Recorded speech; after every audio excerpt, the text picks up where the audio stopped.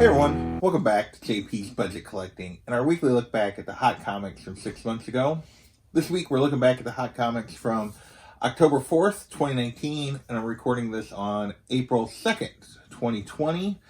As always, this is about trying to see what books were hot, what made these books hot, and what they've done since, so that we can all make better decisions as we're specking on books or chasing the hot books of the week. So, first up this week, we're going to start with a little bit of option/TV news. First up is Gideon Falls, number 1. This hit the list because James Wan was attached to a potential show as a producer, and it caused the book to jump to about $20. 9.8s were going for $100. Now it's about a $10 book again. Asking price is more in the $10 to $20 range. 9.8s are going kind of $50 to $70. Although some person did pay $125, which is weird because the asking price, there's multiple ones that was super recent, and there's multiple ones listed for $100 on an asking price. So again, somebody didn't just grabbed it instead of looking around. So Gideon Falls, we've moved away from the option news. It's fallen back a little bit. Next up is DMZ, number 1. And this was basically, they announced that they had ordered a pilot for HBO Max on this one. And the book jumped to $20 to $25 for raw copies. Now it's a $10 to $15 book. There's only been 2 recent 9.8 sales. And those went for $100 and $130. So let's come back a little bit. Still got some value here. They did order a pilot. No word on whether or not the pilot's actually been picked up. So next, one more. Is this the last one? 2 more option news related stuff. First up is Curse Words, number 1. And basically this book was, Charles Soule was talking about that, hey, it had been picked up, that they were actually going to try to move on it, and as a result, there was like a $400% increase in sales, and it jumped to a $15 book from a cover price book, and now it's basically a cover price book again. 9.8 recently went for $35. There's been sales for this that are as low as $1 on eBay plus shipping. So yeah, it's nothing's happened with Curse Words after that initial rumor, and therefore it hasn't maintained any value. Our last of our option news, I believe, yes, last one is Bitterroot, number 1, and this one was Ryan Coogler was attached to produce Bitterroot, so this was the rumor. So this jumped to a $10 to $15 book, and 9.8 jumped up to $80, which really isn't all that high. You really think about it. And as a result, but still, it's kind of fallen back in the 6 months since, because there's been no further movement. Now it's $5 to $10 book with a 9.8 going for $50 to $60. So all 4 option news, kind of, when there was news, they kind of popped up, and then in the lull between optioning and something actually getting done, they've all dropped back, which is very typical for these kind of books. Next up, we're going to move into some comic buzz, and we're going to start with Captain Marvel number 8. We actually have 2 different covers we're going to cover on this, because they talked about 2 different covers for this on the separate list. And this was the first appearance of Star, and this was New York Comic Con week is the week we're talking about here, and there was an announcement at New York Comic Con that Star was going to get her own series. She has gotten her own series. The main cover, basically back then, jumped from basically cover price to $10 to $15. And the third print, main cover, $10 to $15 back then. 9.8s were going for $80. Now the main cover is going for $20 to $25, with 9.8s going for $70 to $80. Although 9.8s actually got as high as $125 to $150 back in January when the number 1 came out, when the first book of the series actually came out, but now it's back down in that 70 to 80 range. The other book that jumped that was on the CBSI list was the third print, and this was of her first appearance because it was pretty rare. It jumped to a $15 to $20 book. Unlike the main cover, which has kept going up. This one's actually jumped down. It's actually down to a $5 to $10 book with a 9.8, only worth 60. So people have shifted their focus to that main cover and the cover B probably, and away from this third print. There's actually even a second print that she's on the cover of too. So third print isn't holding much value. Our next comic buzz is X Factor number 15. This is the first cameo of the Horsemen of Apocalypse. And this, of course, goes back to Jonathan Hickman's run on House of X, Powers of X. The rumors that he was bringing back, basically, it was seen that he was bringing back the original Horsemen. As a result, this book jumped from dollar bins to $10, $90 for 9.8. There was 1,000% increase in sales. And now it's a $5 book again, and a 9.8 can be had for $45. So, yeah, this one's basically dropped in half since then. So, with that, we'll move away from comic buzz and into a little bit of MCU rumors. Normally we save this for last, but we have another category we're going to do last that took up most of this list this week.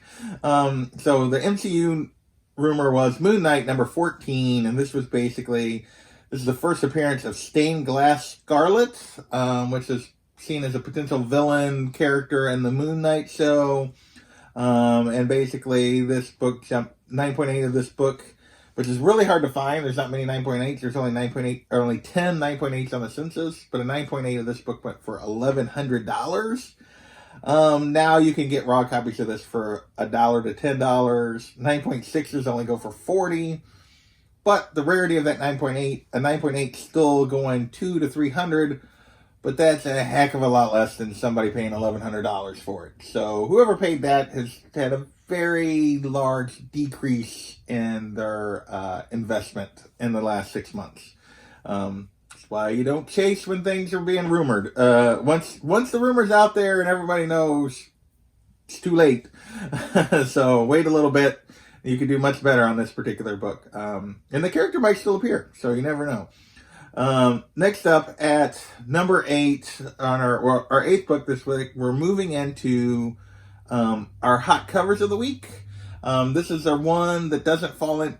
All the other covers that are coming fall into basically the New York Comic Con exclusives. This one does not. This is Absolute Carnage, Immortal Hulk number 1, the Dale Keown 1 in 25. Gorgeous venomized Hulk cover. We talked about one of these a week or so ago. Back then, this book was going for $60 to $70 at release. For 1 in 25, it's actually done pretty well. It's still going for $30 to $50, but almost half of what it was 6 months ago, but still above ratio. So that's actually pretty good for a 1 in 25.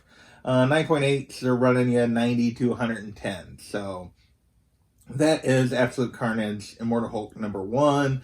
Our last non-New York Comic Con exclusive cover. So the rest, we got what? 1, 2, 3, 4, 5, 6 covers? 6 covers. 5 covers. 5 New York Comic Con exclusives. Sorry. First up is Strike Force number 1, the John Tyler Christopher New York Comic Con variant. And this was limited to 2,500. This style should look familiar. We just recently talked about the Wolverine one from C2E2. This was the Spider-Woman one from New York Comic Con. There was also a Rogue one from San Diego Comic Con last summer. The Rogue one settled in about a $30 to $40 book. Let's see what happened with this one. At release, this one was going for 50 plus. So not as high as this Wolverine one recently went for. But now it's settled in at about a $35 to $45 book. The Rogue book is about a $35 to $45 book. Wolverine's a little more popular. But my guess is the $100+ it's been going for, it won't sustain. It's going to come back closer to what these books are, because there will probably be enough of them out there. 9.8 of this one will only set you back about $100, 90 to $100. So that is Strike Force number 1. Next up, our next book is House of X number 5, the J. Scott Campbell New York Comic Con, limited to 2,500. Storm cover, I believe this also glows in the dark. Back then it was going for $50. Now raw copies can be had for $20 to $30. 9.8 recently went for $70. 9.8 signed by Campbell, which there's a ton of signed copies of this out there, is going for $90 to $110. So another one that's kind of come back from that initial rush to get it, and it's settled in. It's got value, probably not much more than what people paid for it initially in terms of $20 to $30, but definitely it hasn't dropped off the face of the earth, but just not what that initial rush was worth on a con variant, which is pretty typical. Con variants usually come back some, not all the way.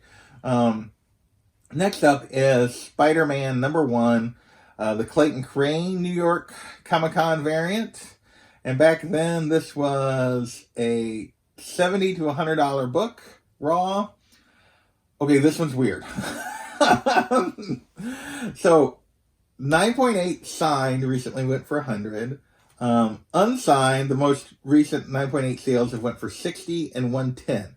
So there it gives you kind of the range, and that's been basically what 9.8s are going for. Raw copies of this book, the recent sales, are $110 to $140.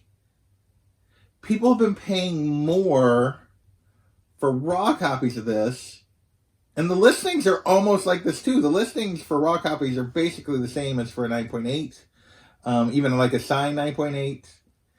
And people keep buying raw copies for more than they could pay for the 9.8.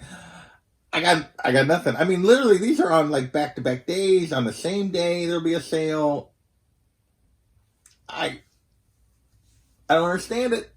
I don't. Now, the listings are a little higher than what they've been going for. Actually, quite a bit higher. So it's a little bit of pick your spot. But boy, yeah, I don't get it. So that one's just weird. 2 more to go. Well, actually 3 technically, but 2 of them are the same book, just different covers. Next up is The Plot #1, the New York Comic-Con variant. This was limited to 100, and back then it was going for 200 plus. Now, basically, I haven't seen it. There were no recent raw sales listed. 200 plus raw back when it first came out. No recent raw sales. But 9.8s can be had for 100 to 120. There is a raw listed for 140. There is a 9.8 listed for 300. They just haven't been moving. There's only 100 of these. There's not many of them out there. Those are sitting there. The only times it sales is when a 9.8 comes down to around that 100 to 120 bucks. And there's been 4 or 5 in the last couple months, sales in that range. And finally, our last books are both versions of Spawn 300. There is the New York Comic-Con Gold variant and the New York Comic-Con Silver variant. We will talk about the Silver variant first. This was limited to 1,500. Back then, it was going for $75, and it's still going for $75 for a raw copy. 9.8s are going to run you $125 to $175. So this one is right where it was at 6 months ago. This is done really well for a con variant, and it's held its value. The gold variant was limited to 500.